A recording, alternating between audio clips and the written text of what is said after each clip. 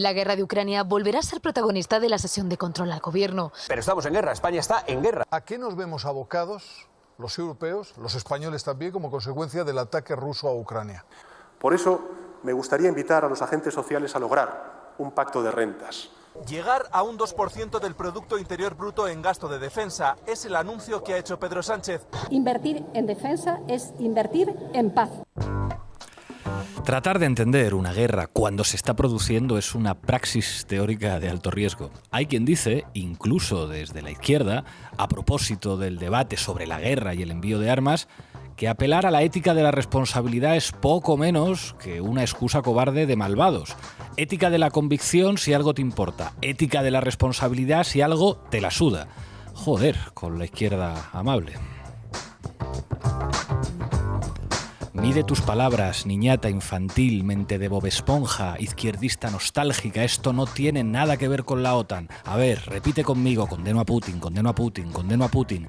Cierra filas con el presidente y cállate de una vez. Deja de decir que las teles mienten. Estás faltando el respeto a muchos periodistas. Vete a vivir a Rusia. ¿Ya estás otra vez con que si Aznar y Vox eran amigos de Putin? Que ese no es el tema. Si vinieran a tu casa a matarte, ¿no querrías un arma para poder defenderte? No puedes callarte, ¿verdad? Di la verdad, a ti lo que te jode es que el malo esta vez no es Estados Unidos.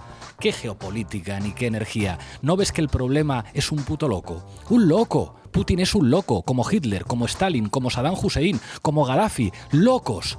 ¿Qué mierdas vienes contando de la diplomacia? Claro, el pacifismo es muy cómodo, pero no sirve para nada. No me vengas ahora con que el batallón Azov son nazis. ¿A quién le importa que sean nazis? Cualquiera es bienvenido para defender a su patria. No empieces con lo de los refugiados de primera y de segunda. ¿No será que el racista eres tú y te molesta que los ucranianos sean rubios y de ojos azules? En fin, la guerra lo derechiza todo y simplifica bastante las cosas.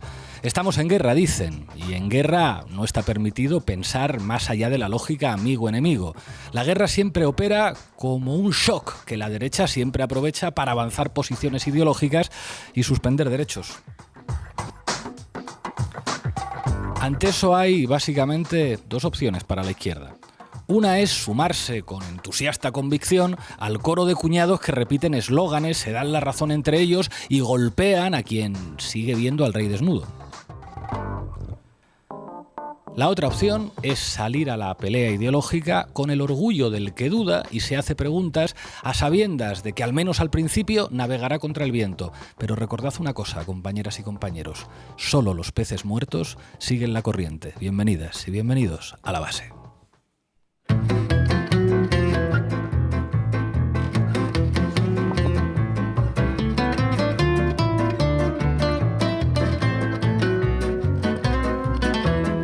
La Base, de lunes a jueves en Público.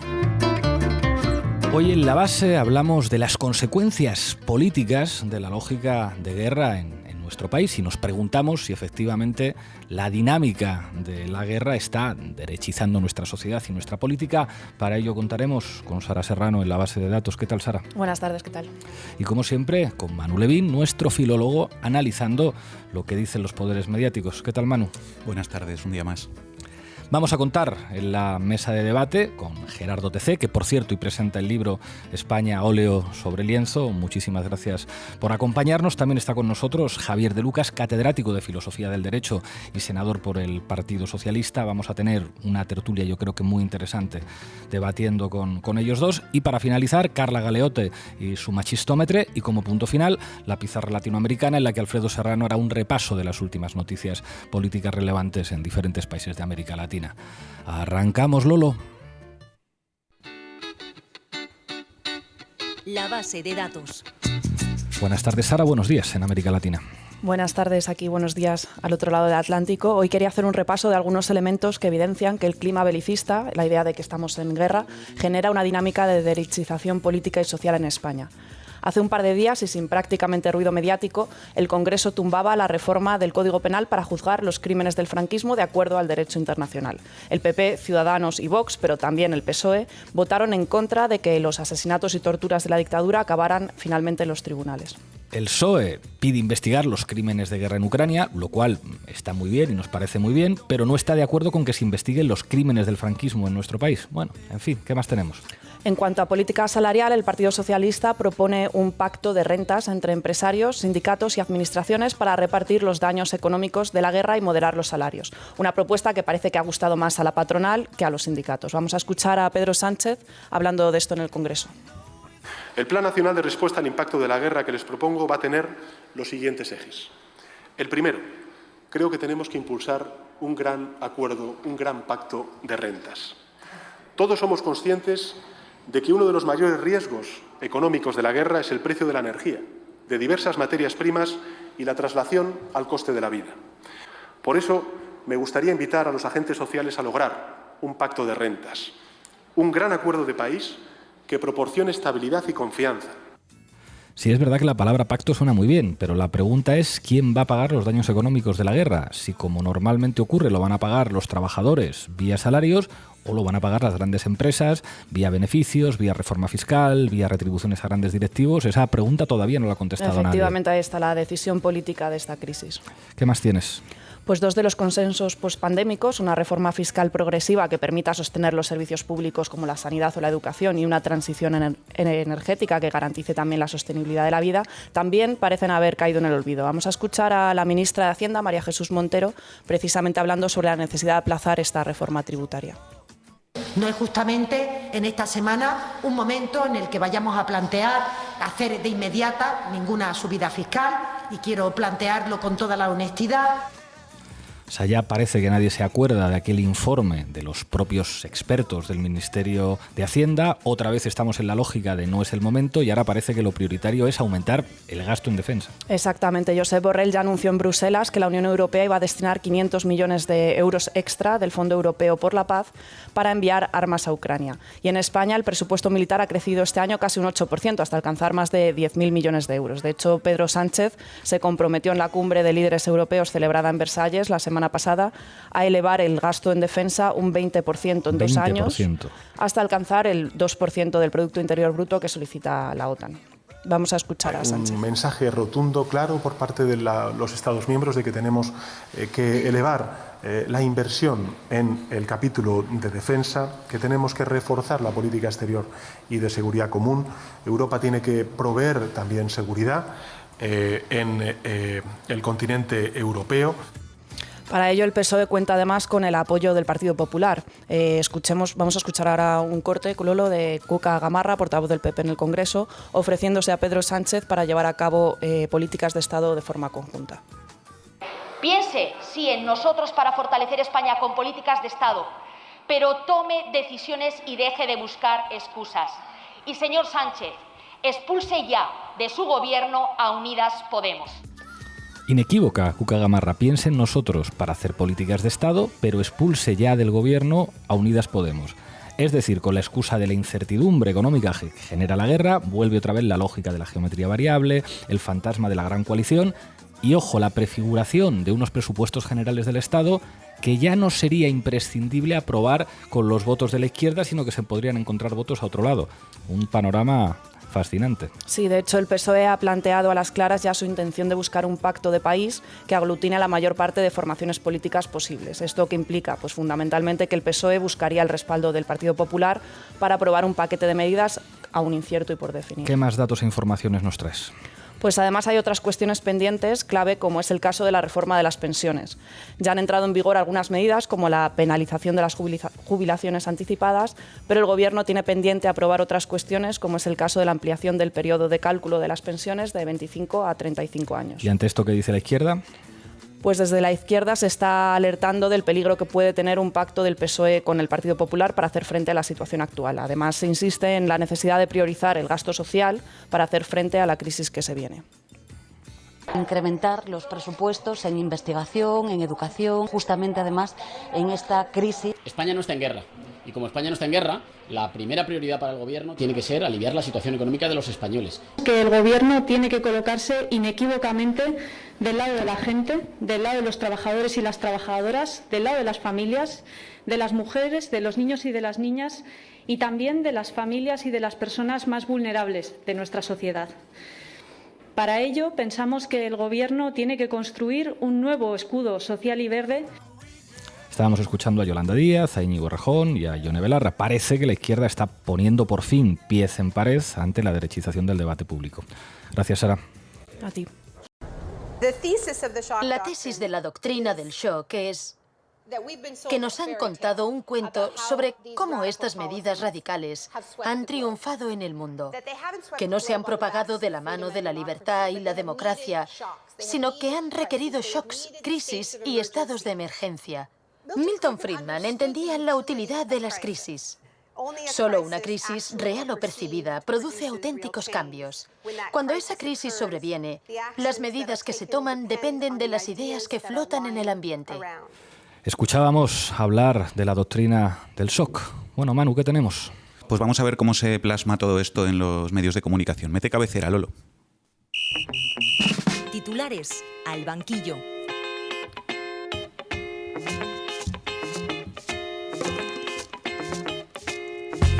Bueno, el poder mediático está jugando un papel fundamental en la construcción de ese marco mental de que España está en guerra, que genera un clima de opinión, una suerte de doctrina del shock, que promueve una dinámica de derechización galopante del debate público y la aceptación acrítica de enfoques y de políticas conservadoras. Uno de los elementos clave de ese marco de justificación de una ofensiva reaccionaria en clave interna, como habéis mencionado, es el mantra «ahora no es el momento». Susana Griso esta mañana en Espejo Público en conversación con una diputada del PSOE. Guerra larga y aumento en defensa. Ya vemos cómo pide Podemos más médicos, más profesores y menos tanques. ¿Qué responde usted? Pues que todos queremos eso, pero que estamos en una situación de guerra y que las Fuerzas Armadas y que la política de defensa y todo lo que la defensa necesita no se improvisa. Por eso ya venimos, desde que hemos llegado al gobierno en 2018 y ya también en etapas anteriores, el Partido Socialista ha apostado fuertemente por reforzar las capacidades del Ministerio de Defensa. Todos queremos políticas progresistas, pero no es el momento. Hay que seguir aumentando el gasto en defensa. Yo creo que es fácil ver por dónde van los tiros. El eterno no es el momento para no subir los impuestos a los ricos, para no tocar los intereses de las élites económicas, no es el momento para abrir el debate sobre la forma de Estado, tampoco es el momento para iniciar la transición ecológica y, en general, no es el momento para hacer políticas de izquierdas. De repente no es el momento para hacer ninguna política de izquierdas y al mismo tiempo cosas que jamás aceptaría nadie de izquierdas, como por ejemplo subir el presupuesto militar, ahora se pretenden vender como cuestiones de sentido común. Exactamente. Vamos a seguir escuchando a Susana Griso y a otro colaborador de su programa esta misma mañana. Escuchándola a usted, y doy la palabra a nuestros contertulios, lo que nos viene a decir es que los de Podemos son muy jóvenes, muy bisoños, llevan poco tiempo en la gestión, en la política real. Porque si vamos a cumplir ese objetivo del 2%, ¿qué quiere decir? ¿Vamos a rehacer el presupuesto actual? Porque si no lo rehacemos, no podemos llegar al 2%. ¿Con qué voto se va a rehacer ese presupuesto? Bueno, fijaos porque el colaborador de Susana Griso introduce la que es la variable política de fondo detrás de todo esto. La necesidad que impone el momento de que el PSOE se aleje de la izquierda y busque acuerdos con el PP. ¿Con qué votos se va a sacar adelante ese aumento del gasto en defensa? Dice el colaborador. Vamos a escuchar otro momento del programa de Susana Griso. Carmen Morodo en Espejo Público este martes. Que esto lo que refleja, ese cambio de guión, que se va a ver no solo en el tema militar, sino también en el tema económico, en el tema fiscal, lo que refleja es que en esta política de guerra, economía de guerra, Pedro Sánchez tendrá que contar con el Partido Popular o convocar unas elecciones, porque no tiene una mayoría con la que pueda gestionar una situación de guerra. Todas las decisiones a las que obliga este contexto no van a ser respaldadas parlamentariamente ni por Esquerra, ni por Podemos, ni por Bildu, si acaso por el Partido Nacionalista Vasco, no tiene más. Carmen Morodo enunciaba aquí literalmente el marco que se está tratando de construir. La política en España ahora es una política de guerra y hay una serie de decisiones a las que obliga este contexto que deben ser impulsadas, como no, en alianza con la derecha. Bueno, es que hay quien lleva muchísimo tiempo, tanto desde el PP como desde algunos sectores del PSOE y, por supuesto, desde la mayoría de los medios de comunicación, para que se rompa de una vez el gobierno de coalición y que se rompa la mayoría de la investidura y que se pueda sustituir este bloque por uno que permita hacer otro tipo de políticas que en última instancia son de derechas. Y ahora, pues claro, ven una oportunidad inmejorable. Pero claro, para que eso sea posible es necesario construir ese marco mental que está describiendo Manuel. España está en guerra y por lo tanto, como estamos en guerra, tocan políticas de derechas, porque cuando se está en guerra hay que hacer políticas de derechas. Y quien diga lo contrario es un desubicado, un rojo trasnochado que vive en los mundos de piruleta y básicamente alguien que tiene que madurar y hacer una transición. En fin. Bueno, esa apuesta por la renuncia a las políticas progresistas, por la derechización de la acción del gobierno y por la búsqueda de alianzas entre el PSOE y el PP está siendo enunciada sin ambages por toda la derecha mediática. Hace unos días ya comentamos un artículo que escribió Miquel Jiménez en Voz Populi. Recordamos un fragmento. El inicio de la gran coalición. Ucrania puede tener un efecto relevante en España, la ruptura del gobierno y un gran acuerdo con el PP. Que esa gran coalición podría ser beneficiosa es indudable. Eliminaría de la ecuación comunistas, separatistas y bilduetarras. En segundo lugar, aseguraría estabilidad parlamentaria, dado que los presupuestos de Calviño están desfasados y urge elaborar unos nuevos que se adecúen a la realidad. Ni que decir tiene que en materias como política exterior o defensa, las mejoras serían notables. Sea como fuere, pinta que estamos en los prolegómenos de una gran coalición. Bueno, lo que vemos es que los intelectuales orgánicos de la derecha hacen su trabajo y le intentan decir a Pedro Sánchez con quién tiene que aliarse, pero supongo que el tal Miquel Jiménez no es el único que va por aquí, ¿verdad? Ni mucho menos es el único. Fijaos, Agustín Valladolid también en Voz Populi. Os leo. Pacto de Estado, un deber patriótico. Si había alguna, la guerra en Ucrania ha disuelto cualquier excusa que pudiera existir para que Pedro Sánchez y Alberto Núñez Feijóo no cumplan sin más demora con la deuda que la política tiene contraída con el pueblo español. Suscribir un acuerdo de legislatura que abarque como mínimo la política económica y de empleo, la internacional, la de defensa y el escudo social. En fin, yo creo que lo dejan bastante claro las plumas de Voz Populi. Y vamos a escuchar por último algunos fragmentos del editorial de hoy del diario ABC. Dale, Lolo. Sánchez sí quiere ahora al PP. Los acuerdos de Estado con la oposición son esenciales, y más en periodos de crisis y guerra. Sánchez está acuciado por la necesidad y por un baño de realismo, y por eso gira hacia el PP, Ciudadanos o el PNV, reclamando su respaldo una vez que Unidas Podemos solo hace planteamientos infantiloides. Los pactos de Estado en materias cruciales como la unidad de España, la política exterior y de defensa, la sanitaria o la educativa son indispensables. España debería abordar esta profunda crisis unida, con pactos de Estado y acuerdos de amplias mayorías. Pues yo qué quieren que les diga. A mí me parece muy sensato que la izquierda del gobierno trate de hacer políticas de izquierdas, aunque el 95% de los medios de comunicación les insulten, les ridiculicen y les pongan a caldo. Están en el gobierno para hacer políticas de izquierdas. Gracias, Manu. La Base, con Pablo Iglesias, Sara Serrano y Manu Levín. Bueno, ya estamos en la mesa de análisis. Hoy contamos con Javier de Lucas y con Gerardo TC. Javier, te doy la palabra en primer lugar. ¿Tú estás de acuerdo en que este contexto de guerra está haciendo girar posiciones de muchos actores políticos hacia la derecha? Bueno, lo que no se puede es negar la realidad, ¿no? Y esa es una consecuencia casi de manual de adoptar un discurso de guerra. Lo que yo diría es que es falso, y se sabe cuál es la intención, el planteamiento de que España está en guerra, lo mismo que es falso decir que podemos seguir como si no nos afectara la guerra y como si no nos afectaran los acuerdos de la Unión Europea. Yo creo que lo que hay que hacer es adoptar políticas que sobre todo resguarden a las personas más vulnerables ante el impacto económico que van a tener esas consecuencias de la guerra y de las sanciones. Y me ha gustado, por ejemplo, el artículo que escribía hoy John Coscubiela, en el que explicaba que el pacto de rentas no puede ser entendido o reducido a un pacto de moderación de salarios, como quiere evidentemente la patronal y como quieren muchos actores, ¿no? Sin duda me parece un momento de derechización, creo que eso es indiscutible. Yo soy de los que piensa que el PSOE debe mantener el pacto de gobierno, debe mantener el plan del pacto de gobierno y, por supuesto, en ese sentido, las prioridades, aunque haya que reorientar medidas para salvar ese pacto de gobierno, que a mí me parece lo prioritario, las prioridades deben mantenerse y, por tanto, hay que reaccionar frente a ese intento de desplazar al gobierno de coalición, al gobierno que tiene un programa que cada uno juzgará con más o menos énfasis de izquierda, y que yo creo que es el programa que no se debe renunciar. Gerardo. Hola, a mí me gustaría recordar que venimos de una pandemia a la que se le dieron connotaciones de guerra, aquellos discursos de los militares los primeros días y tal, y se intentó vender socialmente como una guerra. Todos los días son lunes, etcétera. En aquella guerra, si hacemos caso a este discurso bélico que se aplicó durante la pandemia, se aplicó un escudo social.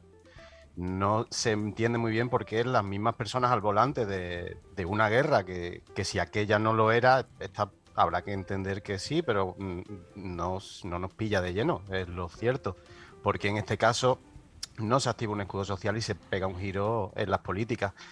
No entiendo muchas cosas, no entiendo el aumento en presupuesto militar a qué se debe, partiendo de la base que estamos siendo testigos de que la disuasión de las armas nucleares provoca que no pueda haber ningún tipo de enfrentamiento entre dos bloques. Y si tenemos bases militares en Rota y Morón, es porque tenemos la sucursal del ejército americano en España. Hombre, algún beneficio debería tener, como no tener que dejarnos nosotros la pasta en las armas que ellos tienen. Entonces no sé cuál es la justificación para esta necesidad del aumento militar. O sea, ¿con quién nos vamos a pelear con esas nuevas armas? Porque con Rusia no. Con China tampoco, porque en cuanto nos despeinemos el uno al otro, el mundo se va a la mierda. Entonces, la verdad es que ni siquiera llego a entender cuál es la justificación para el aumento de armas. Sara. Sí, o sea, sin negar la mayor de que la guerra va a tener consecuencias económicas sobre todas las economías europeas, y en concreto sobre la de nuestro país, creo que la cuestión fundamental es discernir quién va a pagar los costes de esta crisis. O sea, van a ser las grandes empresas vía beneficios, van a ser los trabajadores vía los salarios. Después de la pandemia, como explicaba antes Gerardo, el sentido común había mutado hacia un sentido común más keynesiano, ¿no? Que se alejaba mucho de los programas de ajuste de los hombres de negro que vinieron después de la crisis financiera de 2008. Sin embargo, este clima bélico está haciendo que se retrocedan posiciones de forma muy acelerada. La derecha está avanzando terreno ideológicamente y la izquierda parece que está como en un momento de repliegue. Y esto se refleja en que algunos de los consensos pospandémicos, como la necesidad de emprender una reforma fiscal para ser capaces de sufragar los servicios públicos como la educación o como la sanidad, o la necesidad de iniciar una transición ecológica con todas sus limitaciones, pero que permitiría hacer sostenible la vida, están dando paso a nuevos consensos como aumentar el gasto en defensa o recortar los salarios, y que todo el mundo como que se tiene la necesidad de apretar el cinturón porque estamos en una situación como de excepcionalidad bélica, ¿no? Entonces creo que hay que poner sobre la mesa que con la excusa de la guerra, al final las élites políticas y las élites económicas están preparando un gran ajuste social contra la clase trabajadora, y que esto tiene que tener una respuesta desde la izquierda. Manu. Yo creo que esto que estamos hablando, que es muy interesante, tiene que ver con la potencia que tienen determinados marcos discursivos. A raíz de los atentados del 11 de septiembre, el gobierno de Bush construyó un marco discursivo que fue la guerra contra el terrorismo, ¿no? Que es uno de los marcos que George Lakoff, que es el más célebre analista de marcos desde la perspectiva de la comunicación política, se centró mucho en analizar y analizó las implicaciones que tenía ese marco. Y yo os quiero leer una cita de Lakoff hablando sobre esto, porque creo que es muy útil para entender lo que está pasando aquí. Decía Lakoff: el marco guerra activa el miedo a un terror difuso, y con el miedo el marco del padre estricto, que requiere un comandante en jefe, un presidente de guerra, poderes especiales para la guerra, etc. Así, el miedo y la incertidumbre activan de manera natural el marco del padre estricto en una mayoría de la gente, llevando al electorado a considerar la política en términos conservadores. En la moral conservadora hay una lucha entre el bien y el mal, en la que se toleran los males menores e incluso se los ve como algo necesario y esperado. Llamar a la guerra ha dado alas a los conservadores. Temo que sea solo una cuestión de tiempo el que se nos diga que hay que hacer prospecciones petrolíferas en la reserva de Alaska por razones de seguridad nacional. Se impondrá el programa energético como una cuestión de seguridad nacional. Todos los programas sociales se cancelarán por falta de fondos, fondos que se desviarán precisamente a la seguridad nacional. La máquina de guerra determinará la agenda nacional, lo que permitirá a los conservadores hacer lo que quieran en política nacional en nombre de la seguridad nacional. Aquí ahora se está construyendo el mismo marco, el marco de que España está en guerra. Y yo creo que hay que decir que no, como ha dicho Javier de Lucas.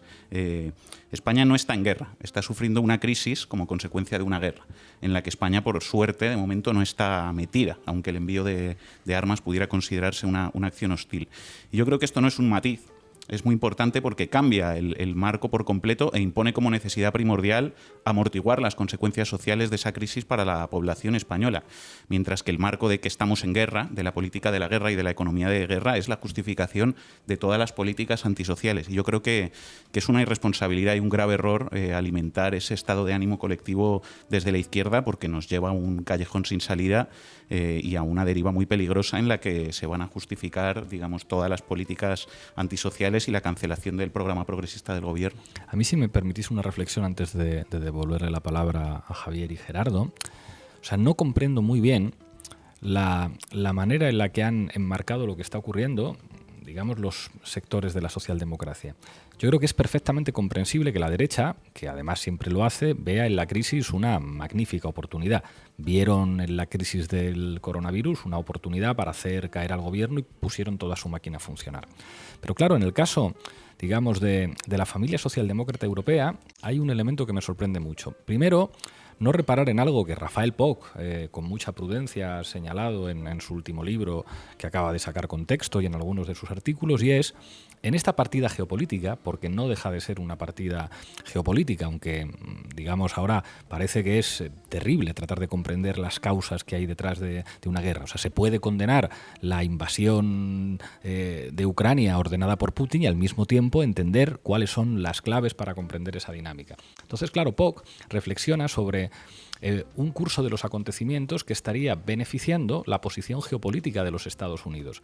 Unos Estados Unidos que refuerzan a una OTAN moribunda de la que ya es evidente que depende Europa, una OTAN que va a decir, uy, si quiere usted seguir en la OTAN va a tener usted que poner más dinero, que no es muy diferente a lo que decía Donald Trump hace poco tiempo.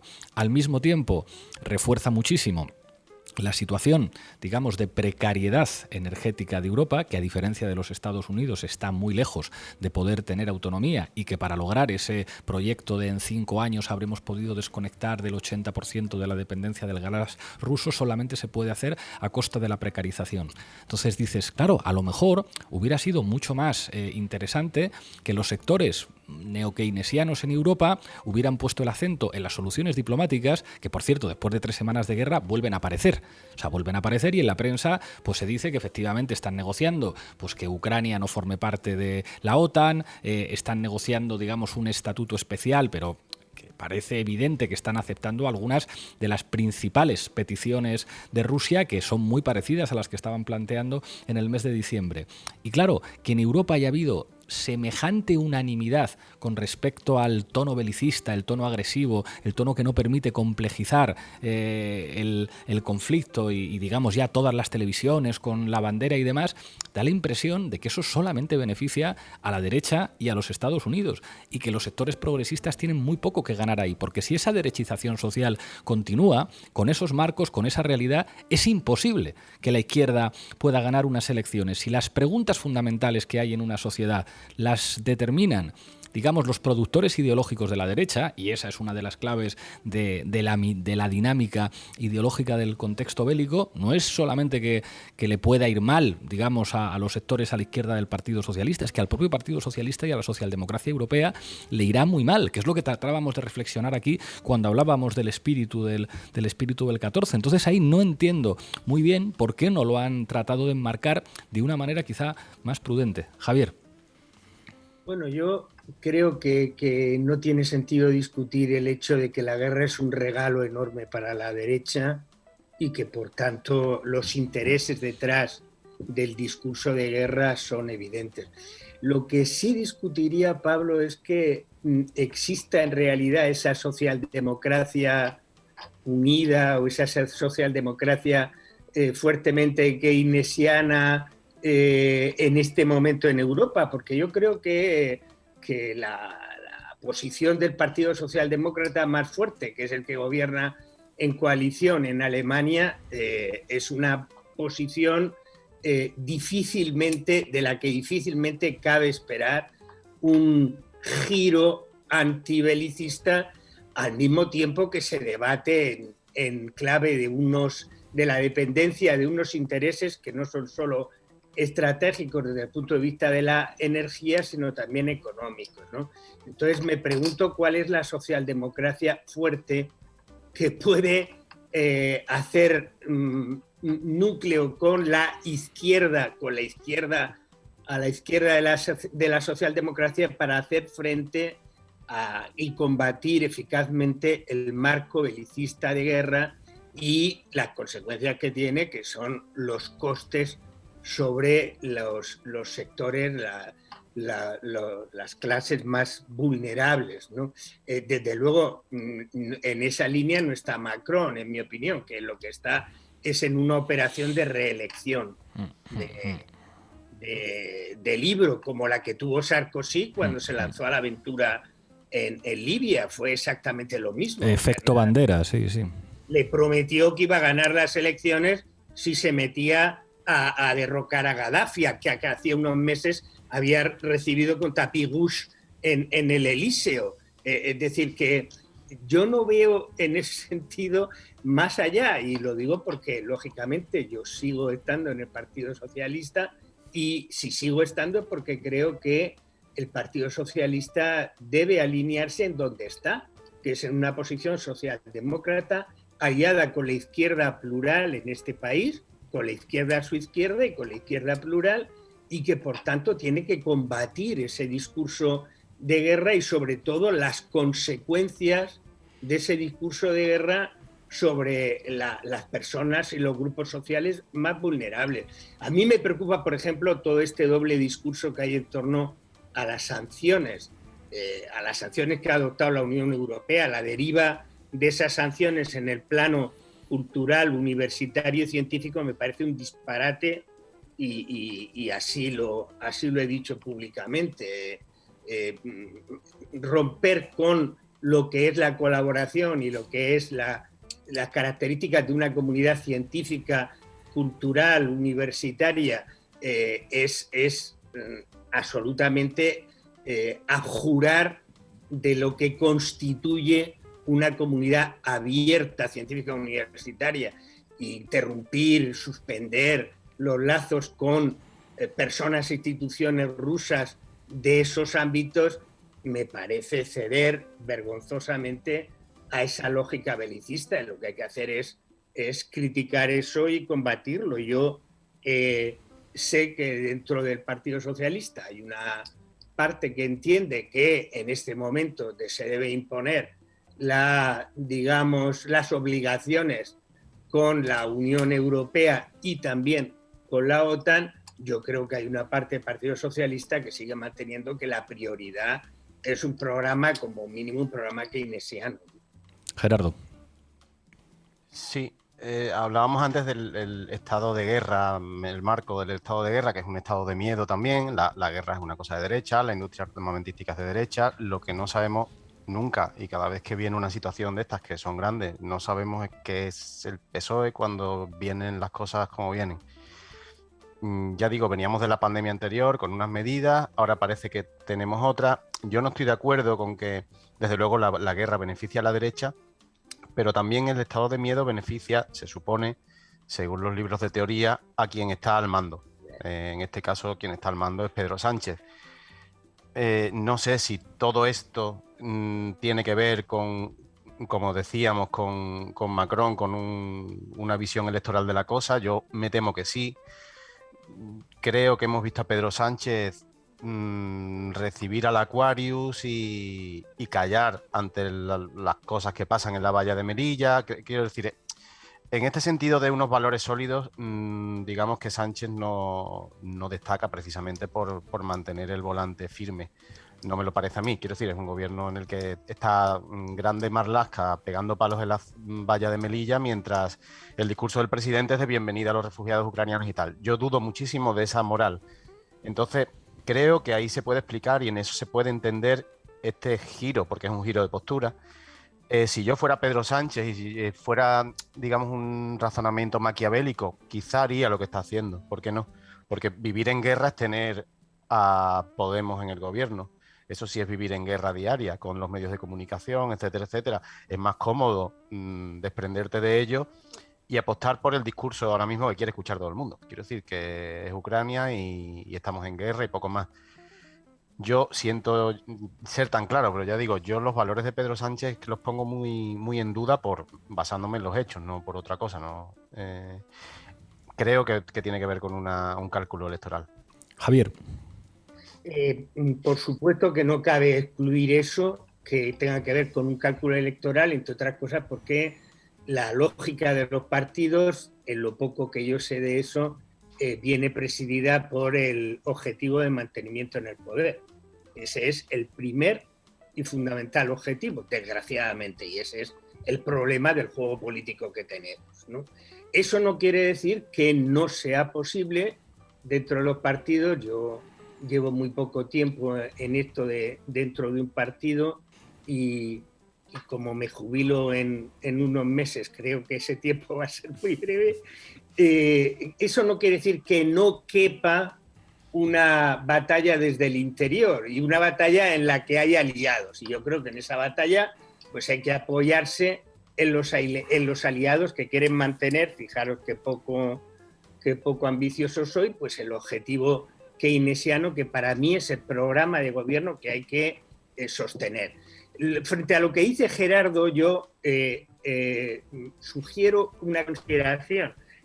No conozco personalmente a Pedro Sánchez, pero me parece que huele el viento y está muy atento al viento. Y yo creo que es un cálculo erróneo pensar que se puede hacer un giro de este tipo sin coste. Un giro de este tipo, un giro de aliados, un giro del gobierno hacia la derecha, en este momento, para mí, significa una derrota sin paliativos del PSOE en las próximas elecciones.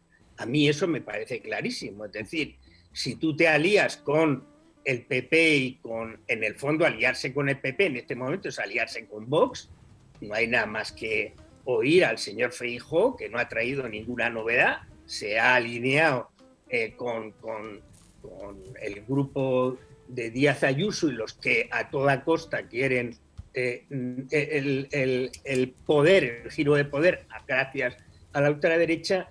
Si el PSOE eligiera, yo no tengo capacidad en decisoria dentro del partido, pero en fin, mi opinión sí que la doy y creo que no soy el único en pensar así. En lo que yo conozco, que es el PSPV, Gerardo me dirá que el PSPV, bueno, pues es una rara avis dentro del PSOE y no le diré que no. En lo que yo conozco en el PSPV, desde luego tienen clarísimo que ese giro a la derecha es la derrota, pero sin paliativos del PSOE dentro de un año. Dentro de un año en autonómicas, posiblemente en las grandes municipales y desde luego en las legislativas. Entonces yo no creo que esa sea una batalla tan perdida y que esa decisión esté tan tomada. Yo creo al contrario que incluso por razones tácticas, y perdonadme la extensión de la intervención, que incluso por razones tácticas no va a producirse ese giro. Tomamos nota. Adelante. Una breve ya. Se lleva produciendo mucho tiempo, se lleva produciendo desde que tuvimos que repetir elecciones generales porque por si acaso se podía evitar pactar con Podemos, se produce cuando el solomillo es imbatible y se produce cada vez que hay un nudo que resolver, si nadie presiona lo suficiente, se suele producir para ese lado. Y una guerra aprieta mucho y unos medios de comunicación con la bandera de Ucrania aprietan mucho y yo me temo que el giro está dado. Muchísimas gracias a los dos, muchas gracias Javier, muchas gracias Gerardo, gracias por atender a la base. Volveremos a contar, si os dejáis, muy pronto con vosotros. Llega el momento del machistómetro. Mete cabecera, Lolo. Al Machistòmetre, amb la Carla Galeote. Carla Galeote, buenas tardes en Cataluña, buenos días en América Latina. Buenas tardes a tothom. Si yo te digo 20.000 millones de euros, ¿qué se te viene a la cabeza? Se me viene a la cabeza toda la derecha y la ultraderecha rabiando de ganas por hacer políticas feministas. Ahí estamos. Anem a intentar explicar en 3 minuts molt ràpid a què se destinen aquests 20.000 milions d'euros del Ministeri d'Igualtat i si veritablement és un chiringuito feminista. Todo tuyo, compañera. En el 8M, el Ministerio de Igualdad presentó el plan de trabajo que tenían para reducir, pues todas esas desigualdades estructurales que tenemos como país y que además las feministas denunciamos diariamente. Expusieron que tenían una partida presupuestaria de 20.000 millones de euros. ¡Ojo! Entre 4 años, que eso ya se reduce a 5.000 millones de euros anualmente. Pero vaya, eso no le interesa tanto a la derecha porque para crear más odio hacia el feminismo es mejor usar 20.000 millones de euros, aunque se falta la verdad, típico de la dreta. ¿Sabes a qué otra actividad muy patriótica y muy útil, tiene un presupuesto de más de 20.000 millones de euros? Sorpréndeme. Pues hombre, Pablo, el gasto militar. El gasto militar en No nuestro me lo país... puedo creer, no me lo puedo creer. El gasto militar en nuestro país tiene un coste de más de 20.000 millones de euros cada año. No cada 4 años, cada año se destinan más de 20.000 millones de euros en gasto militar en nuestro país. No veo a la derecha y a la extrema derecha decir que a ver si quitábamos el presupuesto anual del gasto militar para pagar la luz o el combustible. Quina casualitat, no m'agradaria pensar que el que els molesta és la igualtat. Dit això, salieron Vox, PP y Ciudadanos y toda la compañía en jauría a decir que el gasto del ministerio era corrupción, pero vaya, no dicen nada del gasto militar. Supongo que lo que les preocupa es que ese dinero se destinase a la palabra feminismo en el título y no a la palabra armas. Així doncs, anem a explicar per a què serveixen aquests 20.000 milions d'euros que són realment 5.000 milions a l'any. El 60% de este dinero se destina a pagar las bajas de maternidad y paternidad, así como ayudas al cuidado de menores y también ayudas al cuidado de menores con enfermedades graves, que esto, según Ayuso, es un derroche. 17% de este dinero se destina a ayudas para pagar las guarderías, así como potenciar la corresponsabilidad, potenciar la natalidad. 500 millones de euros se destinan a intentar terminar con la brecha de las pensiones de las mujeres, así equipararlas con la de los hombres. Y 500 millones de euros, que esto sí es el presupuesto anual, va destinado a la ayuda, prevención y protección de las mujeres maltratadas, a mejorar o a construir las casas de acogida para víctimas de violencia machista, porque no pueden estar en su hogar, evidentemente, y además en muchas ciudades, la mía, por ejemplo, Lleida, no existe esa casa de acogida, o también, por ejemplo, para ayudar a las mujeres más vulnerables. En definitiva, la mayor parte del presupuesto va destinado a ayudar a la familia y tener más garantías para potenciar la natalidad. Ayuso ayuda a la familia con corrupción y adjudicando contratos a dedo, pero el derroche, claramente es culpa de Irene Montero, del Ministerio de Igualdad y del feminismo. Bienvenidos a España. Mientras los contratos a dedo, el gasto en banderitas, la oficina del español de Toni Cantó son muy necesarias para nuestro desarrollo vital, el Ministerio de Igualdad hace cosas inútiles como eso de intentar, que las mujeres maltratadas tengan un sitio seguro, que los permisos de maternidad y paternidad se brinden, que tener hijos o hijas no implica un sacrificio económico, etc. Vaya, políticas chorras para ayudar a las personas. En definitiva, la próxima vez que el Ministerio de Igualdad quiera proponer políticas que ayuden a la gente y a las familias, lo mejor es que pongan banderitas de España en el título, Total. Una corona o armas. Entonces seguro que no crea tanto odio ni tanta polémica. Pero se me olvidaba que som el país en el que el feminisme, l'odi y les dones, las agresiones o las violaciones, se ponen en duda, porque claro, no necesitamos para nada la igualdad. Con el odio y misoginia interiorizada que tenemos las mujeres podemos vivir muy seguras y muy tranquilas, no cabe duda. Muchísimas gracias, compañera. Hasta la semana que viene. Bueno, y ahora toca que me pongas un tango, Lolo. Quiero escuchar el sonido de la pizarra latinoamericana. Uy. La pizarra latinoamericana, con Alfredo Serrano. Veo un guayasamín a la espalda de Alfredo Serrano, con lo cual deduzco que no estás en ningún aeropuerto ni negociando con los hombres de Biden en Caracas. Estás en casa, en Argentina. ¿Qué nos traes hoy, Alfredo? Es todo un simulacro, Pablo. No, estoy en Buenos Aires. Estoy aquí en casa y estoy en Buenos Aires y muy atento a todo lo que está ocurriendo con el tema del Fondo Monetario Internacional acá en la Argentina. Eso es, cuéntame bien, porque no terminamos muy bien de entender lo que ha pasado. En el Congreso se ha votado el acuerdo de refinanciación con el Fondo Monetario Internacional de manera muy especial, o sea que cada partido, digamos, votó de manera... Explícanos esto, ¿cómo votó cada partido? ¿Cómo ha sido esta votación que no lo hemos entendido muy bien? Dirían en Argentina que un quilombo, y es difícil a veces entender, ¿no?, bajo los prismas, los marcos, como veníais hablando de los grandes medios de comunicación, un marco tan binario, ¿no?, donde está lo bueno o lo malo, los unos y los otros, sí o no, explicar esto del Fondo Monetario Internacional en Argentina. A ver, empecemos por el principio, lo que nadie puede no comprender, y es que hay una deuda heredada del gobierno de Mauricio Macri de 44.500 millones de dólares. Sí, repito, 44.500 millones de dólares, porque es la plata más dada a un país en los últimos tiempos, a la Argentina. Bueno, esta deuda la tiene que pagar el nuevo gobierno, el gobierno progresista, la coalición del Frente de Todos. Ahí se está dando una situación muy complicada, dado que hay que refinanciar, dicen algunos, en el corto plazo, la deuda impagable. Lo llamativo, Pablo, es que es imposible pagar la deuda externa, eterna, con acuerdo o sin acuerdo. Y de hecho de esto sabe bastante Grecia y saben otros países del mundo mundial. No hay manera de pagar. Y lo diría casi en un lenguaje muy neoliberal. Es pragmáticamente imposible, a los pragmáticos le diría, poder pagar este tipo de deuda con el Fondo Monetario Internacional, insisto, con acuerdo o sin acuerdo. Lo curioso del caso es que esto ha provocado una suerte de reordenamiento, ¿no?, de las posiciones respecto a esta situación. Al interior de la coalición de gobierno, ¿te suena coalición de gobierno, Pablo? Sí, me suena, ¿sabes de qué se trata, no? Sí, de gente que piensa muy diferente gobernando juntos. Bueno, justamente, de hecho, yo creo que es un buen tema para recapacitar en América Latina, porque se está dando también un proceso interesante de muchos partidos políticos representados en los congresos. Incluso existen algunos teóricos alemanes que están hablando ya del tema de democracia Spotify. Eso es. Lo cual es muy interesante porque se abre el abanico de ofertas para el elector. Y en la Argentina nos encontramos precisamente con un congreso en el cual hay muchas posiciones diversas respecto al tema del acuerdo. Al interior de la coalición hay dos posiciones completamente antagónicas. Una estaría las que representan hoy en día el actual presidente Alberto Fernández, a favor de esta refinanciación, pero lo interesante del caso es que hay un sector no menos importante, el de Cristina, encabezado, ¿no?, nada más y nada menos, exacto. Ha sido mencionar Cristina y se ha caído la conexión en Argentina. Recuperamos ahí. Sí. No es para menos, Pablo, ¿eh? Ahí están todos pendientes, ¿eh? Repito, a ver, conexión. Sí, atenta, estamos. Cristina. Si dices Cristina, pum, cae la conexión.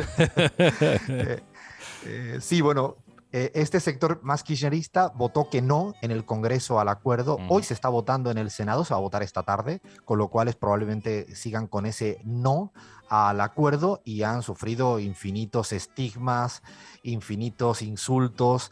Y yo creo que es interesante porque se está realmente rearmando la política argentina y habría que estar muy atento a lo que venga a pasar en los próximos tiempos. Recordamos que hay elecciones presidenciales casi a la vuelta de la esquina, ya en el año próximo. Bueno, háblame de Colombia, que hemos tenido unas elecciones muy importantes en las que además el candidato de la izquierda ha superado todas las expectativas. O sea, recuerdo que habíamos estado hablando antes y me decías hay que ser prudente, no son unas elecciones importantes, puede ser que Petro no tenga un resultado espectacular, pero eso no compromete, digamos, sus expectativas para ser el próximo presidente. Bueno, pues el resultado también aquí ha sido espectacular para Petro. Cuéntanos. Claro, hay dos grandes partes, ¿no? La derecha mediática, tanto en España como en Colombia y en cualquier lugar, se está aferrando a los resultados no tan espectaculares en la Cámara de Diputados y en senadores. Ha salido, vuelvo con la hipótesis política electoral, muy fragmentado, la configuración, la confección del Congreso en las dos cámaras. Hay que recordar que el pacto histórico, que es el bloque progresista de Gustavo Petro, ha sido el más votado en ambas cámaras, pero es cierto que no tiene un porcentaje de escaños tan relevantes. Esto ha sido buena parte de lo que se ha acogido esta derecha mediática queriendo decir que el pacto histórico tendrá dificultades para gobernar, no tendrá estabilidad parlamentaria, que ha sido un fracaso, un fiasco de Petro. Esto si lo quieres mirar por un lado. Por el otro lado, y ahí viene el dato espectacular, es que ha habido una consulta al interior de cada bloque para elegir candidato presidencial. Recordamos que las elecciones de primera vuelta en Colombia es el 29 de mayo. Gustavo Petro, en la consulta no obligatoria, esto es una particularidad diferente a la Argentina en Colombia, en la no obligatoria ha sacado 4,5 millones de votos. Ha duplicado al más elegido en el bloque uribista, es decir, Fico Gutiérrez, que sería el candidato uribista para las presidenciales, obtiene la mitad de votos de Gustavo Petro. El bloque del pacto histórico, Pablo, ha obtenido el 47,5% de los votos. Dicho de otro modo, le quedaría muy poquito para una potencial victoria en primera vuelta, que en Colombia se exige el 50%.